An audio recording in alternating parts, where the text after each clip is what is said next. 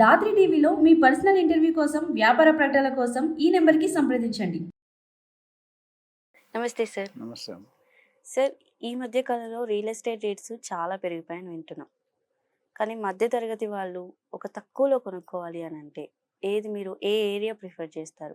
అవన్నీ డబ్బులు తీసుకొని చెప్పే డిస్కషన్. ఓపెన్‌గా ఫ్రీ మీరెవరు అమ్మబెట్టదు అడుక్కు తినేవారు. అంటే జస్ట్ ఐడియా కోసం సార్. అంటే ఇప్పుడు నిజంగానే గజం 30,000, 40,000 వస్తుందని వింటున్నారు. అవును. కానీ ఒక తక్కువ రేట్‌లో మిడిల్ క్లాస్ వాళ్ళు కొనుక్కోవాలి అని అంటే ఆ స్టేట్మెంట్ 100% కరెక్ట్ కాదు.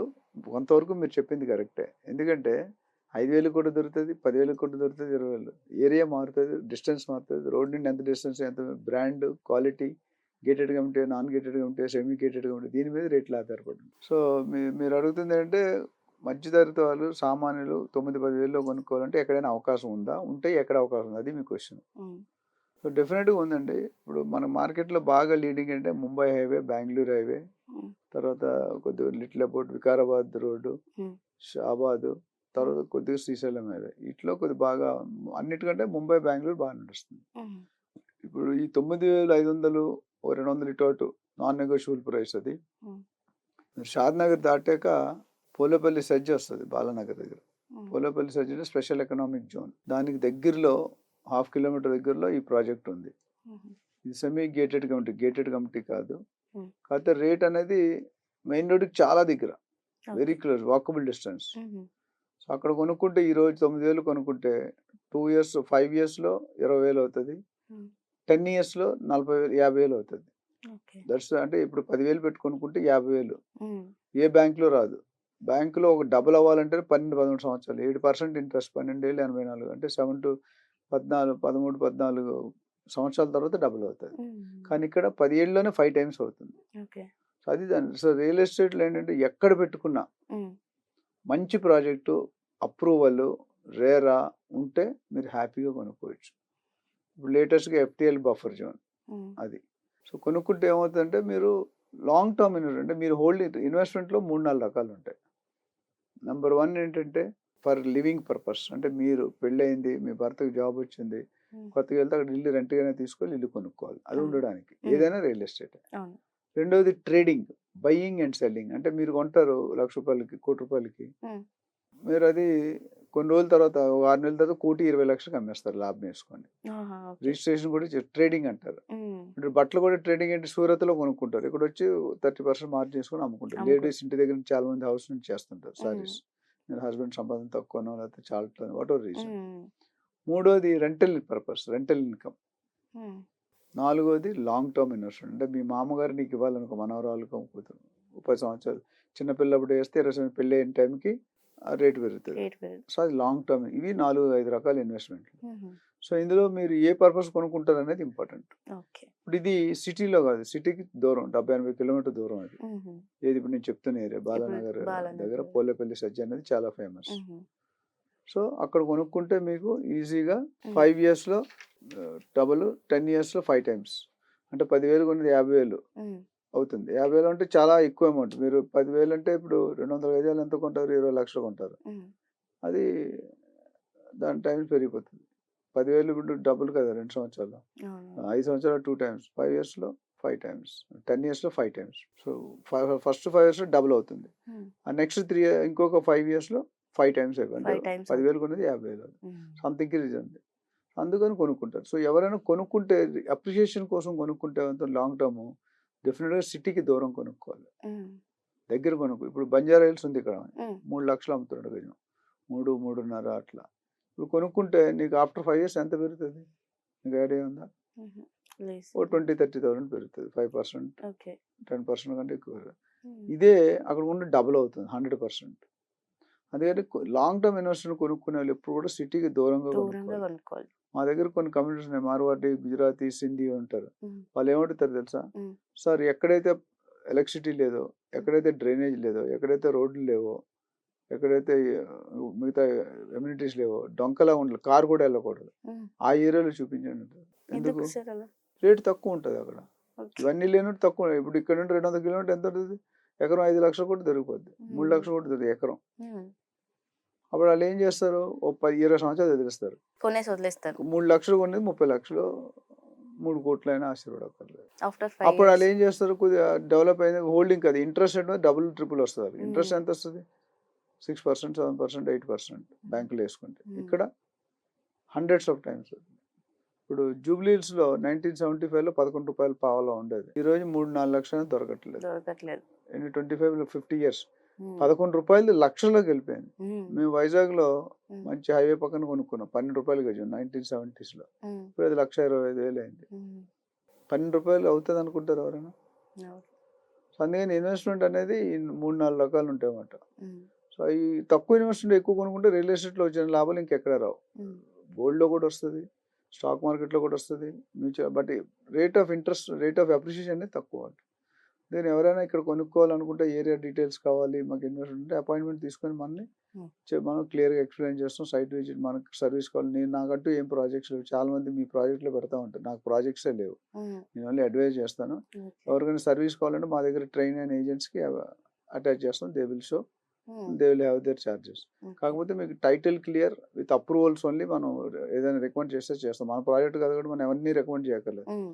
ఏదైతే బాగుందో, ఇప్పుడు పెళ్ళి అవుతుంది అనుకుంటే అబ్బాయి క్యారెక్టర్ అడుగుతారు, హ్మ్. మనకు తెలుస్తేనే చెప్పాలి. జనరల్గా ఏమవుతుందంటే అబ్బాయి బాగా తాగబోతూ సిగరెట్ అయినా పెళ్ళి వచ్చే మా అబ్బాయి అసలు వాసన కూడా చూడంటాం. అది అంతే. ఫ్యాక్ట్. అది హ్మ్. రియాలిటీ అది కాదు, అది కాదు. వెరిఫై చేసుకోవాలి. అందుకని హ్మ్.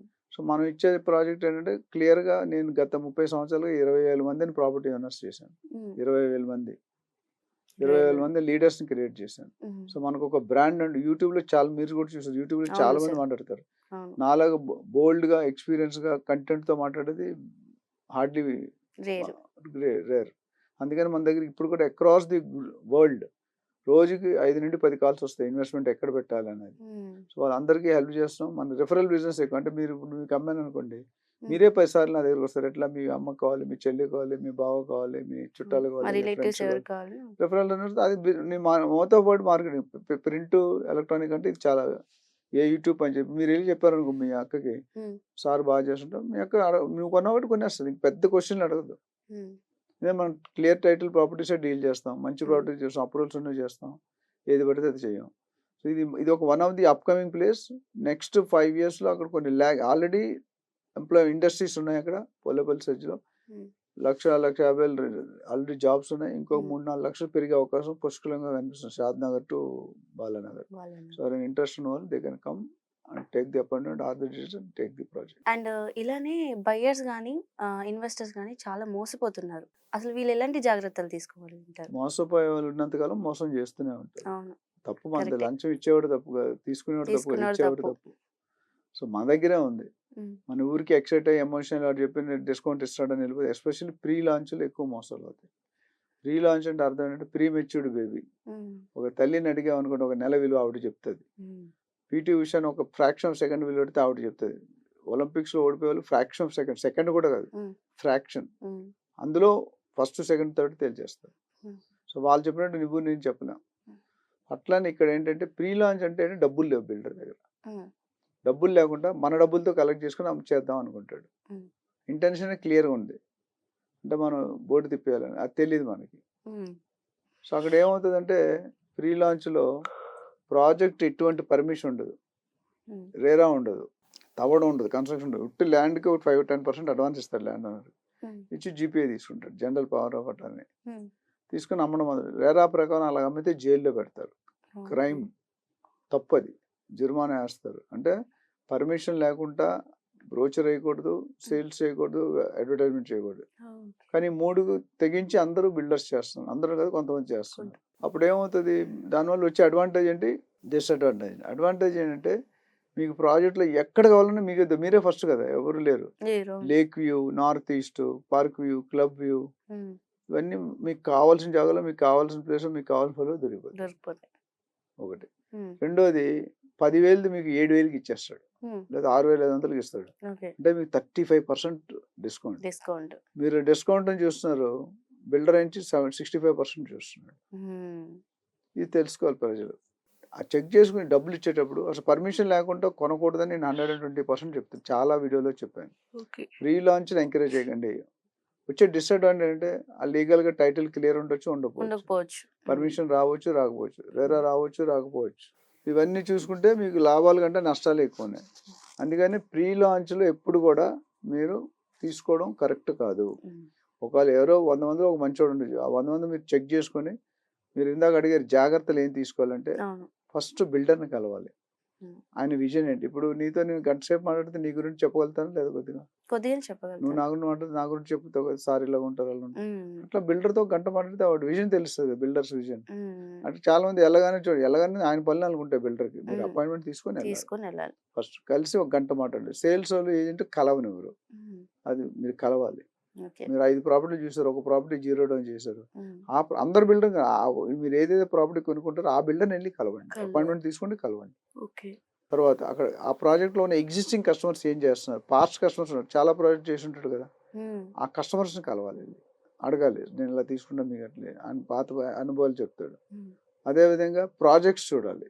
ఇక్కడ ఎన్ని ప్రాజెక్ట్ చేశాడు అనేది ఇంపార్టెంట్ కాదు, ఉమ్, ఎన్ని ప్రాజెక్ట్స్ టైంలో డెలివరీ చేశాడు అనేది ఇంపార్టెంట్. నువ్వు ఒకసారి రాస్తే పాస్ అయ్యేటట్టు వేరు, 10 సార్లు రాస్తే పాస్ అయ్యేటట్టు తీసుకో. కంపార్ట్మెంట్ ఉంటుంది మన పాత టైంలో. కంపార్ట్మెంట్ అంటే ఇంకా లైఫ్ కంపార్ట్మెంట్ అయిపోయి కంటిన్యూటీ ఉంటుంది. కంటిన్యూటీ లేని కంపార్ట్మెంట్ ఎందుకు, ఒక కంపార్ట్మెంట్ మధ్యలో గ్యాప్ ఉంటుంది. ఉమ్, ఇక్కడ ఫస్ట్ సెమిస్టర్లో 6 సబ్జెక్టులు అయితే 4 సబ్జెక్టులు పాస్ అవుతాడు. ఉమ్, సెకండ్ సెమిస్టర్ 2 సబ్జెక్టులు ఉంచుకుంటుంటే బ్యాక్లాగ్ వెళ్తాడు. తర్వాత ఎందుకు పనికిరాడు, నా గరక నా గటక.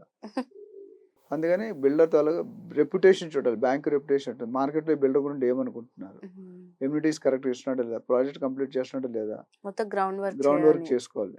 ఎఫ్ఐఆర్ కేసెస్ ఏమైనా ఉన్నాయా, సైట్లో ఎలా చూసుకోండి, ఎంప్లాయీస్ బాగా చూసుకుంటాడా లేదా. ఇది ఏ కంపెనీ అయినా ఎంప్లాయీస్ లేకపోతే దే విల్ నాట్ షైన్, పైకి రారు. ఎంప్లాయీస్ని సరిగ్గా చూసుకుంటే ఆ కంపెనీ పైకి రాదు. ఎంప్లాయీస్ని దేవుళ్ళలాగా చూసుకోవాలి, ఎంప్లాయీస్ కూడా కంపెనీ మేనేజ్మెంట్ని దేవుళ్ళలాగా చూసుకోవాలి. అప్పుడే win win situation. One side affair ఉంటే రిజల్ట్స్ రావు. సో ఇవన్నీ చూసుకొని అన్నిటికంటే బెస్ట్ ఫస్ట్ చేయాల్సింది ఒక ప్రొఫెషనల్ ఏజెంట్ని అపాయింట్ చేసుకోవాలి. అనుభవం ఉన్నవాడిని ఆ ఏరియాలో 10 సంవత్సరాలు 20 సంవత్సరాలు 2-3 సంవత్సరాల నుండి తీసుకోకూడదు. అట్లీస్ట్ ఒక 10-20 years ఆ ఏరియాలో ఆ ఫీల్డ్లో ఆ సెగ్మెంట్లో పనిచేసి ఉండాలి. వాళ్ళు ఇంటర్వ్యూ చేసి మీ ఏజెంట్ కూడా షీట్ చేస్తారు, కరెక్టే. 3-4 ఏజెంట్ అంటే అంత మంచి ఏజెంట్ చూసుకోండి, మీకు నచ్చిన ఒకరిని చూసి తీసుకోకర్లేదు కదా. ఇప్పుడు పెళ్లి చేసుకోవాలి 5-10 మందిని చూస్తాం కదా, 10 మందిని చూస్తే కన్ఫ్యూజ్ అయిపోతాడు. 2-3 చూస్తే సెలెక్ట్ చేసుకుంటాడు, అంతే కదా. సో మీరు కూడా 4-5 ప్రాపర్టీ చూసి 4-5 ఏజెంట్ అవ్వడం, ఒక ఏజెంట్ అపాయింట్ చేసుకుంటాం.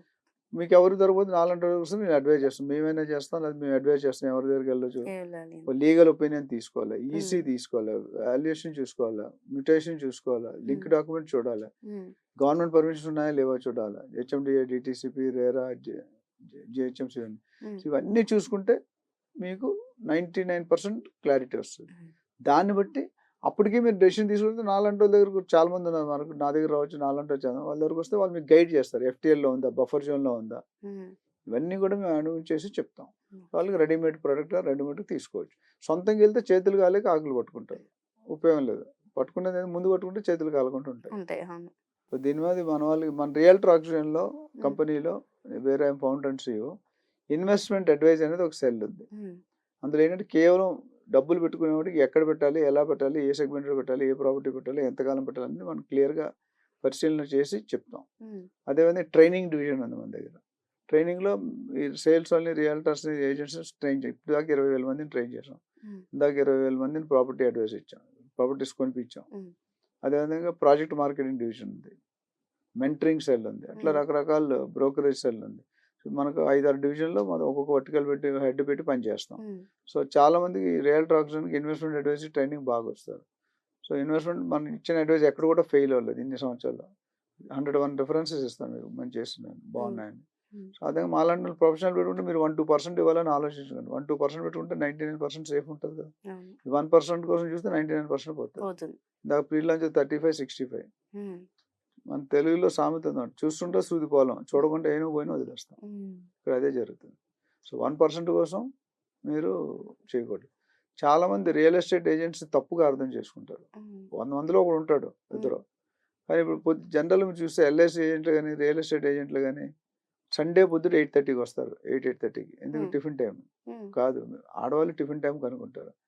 కానీ ఆయన వచ్చిన తర్వాత మీ ఫాదర్ అందరూ ఆయన ఎందుకు వస్తుంటే అందరూ ఉండాలి ఒక దగ్గర. అదే ఫాదర్ మాట్లాడితే మదర్ మాట్లాడితే కూతురు లేదు కొడుకు లేదు, ఒక దగ్గర దొరికేది ఎప్పుడు సండే పొద్దుట. వచ్చి టిఫిన్ చేస్తాడు నీట్గా. మా అమ్మాలు తెచ్చుకుంటారు, మీరు తెచ్చుకుంటారు, ఆడవాళ్ళు పొద్దుట వస్తాడు, పని పట్టలేదు. కానీ ఆయన దేవుడే పంపించాడు అనుకోలేదు. ఎందుకంటే మీ నాన్నగారు మీ ఫ్యామిలీకి అన్ని ₹1 కోటి ఫ్లాట్ అమ్మి మీకు కొనిపించాడు అనుకోండి ప్లాట్. అది 10 సంవత్సరాల తర్వాత ఎంత అవుతుంది? 5 కోట్లు 5 అవుతుంది. కోట్లు. ఆయనకి ఇచ్చేదంతా 1 లాక్ 2 లాక్. ఎవరికి లాభం వచ్చింది? మనకే. కానీ అది అర్థం చేసుకోరు. హుహు. సో రియల్ ఎస్టేట్ ఏజెంట్ ఒక దేవుడి రూపంలో పంపిస్తాడు. అది మనం గమనించాలి. కొంతమంది అడుక్కునేయడానికి వస్తారు, టెస్ట్ చేయడానికి వస్తారు. చాలా స్టోరీస్‌లో చూసాం మనం. హ్మ్. అడుక్కునేవాడు కానీ దేవుడే ఆయన. అడుక్కునేవాడి రూపంలో వస్తాడు. మీ వస్తాడు. అవును. యాటిట్యూడ్ అని. హ్మ్. మీకు ఏదైనా వరం ఇచ్చింది అని చెక్ చేస్తారు. హ్మ్. అట్లా ఇక్కడ కూడా. సో డెఫినెట్‌గా ఒక ఏజెంట్‌ని అపాయింట్ చేసుకుంటే మీరు చేయాల్సిన వరకు ఆయన చేసి పెడతారు. ఆ! మనకి సాఫ్ట్‌వేర్‌లో ఐడియా ఉండదు. డాక్టర్ పని డాక్టరే చేయాలి. యాక్టర్ పని యాక్టరే చేయాలి. యాక్టర్ గనుక డాక్టర్ పని చేస్తే patient compulsory dash dash. Thank you so much. Thank you.